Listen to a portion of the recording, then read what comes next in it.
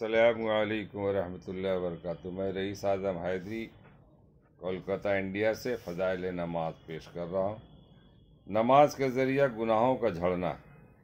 حضرت ابو ذر رضی اللہ تعالیٰ عنہ فرماتے ہیں کہ ایک مرتبہ نبی کریم صلی اللہ علیہ وسلم سردی کے موسم میں باہر تشریف لائے اور پتے درختوں پر سے گر رہے تھے۔ آپ صلی اللہ علیہ وسلم نے ایک درخت کی ٹہنی ہاتھ میں لی، اس کے پتے اور بھی گرنے لگے۔ آپ نے فرمایا، اے ابو ذر، مسلمان بندہ جب اخلاص سے اللہ کے لیے نماز پڑھتا ہے تو اس سے اس کے گناہ ایسے ہی گرتے جیسے یہ پتے درخت سے گر رہے ہیں۔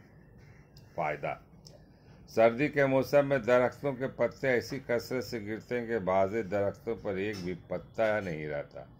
نبی اکرم صلی اللہ علیہ وسلم کا پاک ارشاد ہے کہ اخلاص سے نماز پڑھنے کا اثر بھی یہی ہے کہ اس کے سارے گناہ معاف ہو جاتے ہیں، ایک بھی نہیں رہتا۔ مگر ایک بات قابل لحاظ ہے، علماء کی تحقیق آیات قرآنیہ اور احادیث نبویہ کی وجہ سے یہ ہے کہ نماز وغیرہ عبادات سے صرف گناہ صغیرہ معاف ہوتے ہیں، کبیرہ گناہ بغیر توبہ کے معاف نہیں ہوتا۔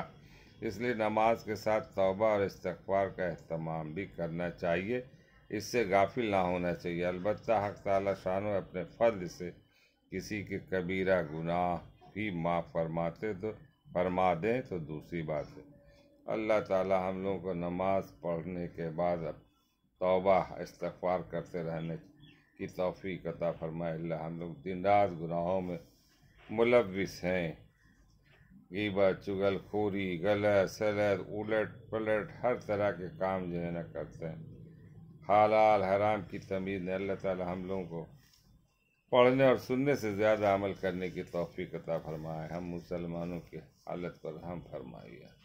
میں رئیس اعظم حیدری، السلام علیکم۔ اس ویڈیو کو دور دور تک پھیلائیں، یہ بھی ایک صدقہ جاریہ۔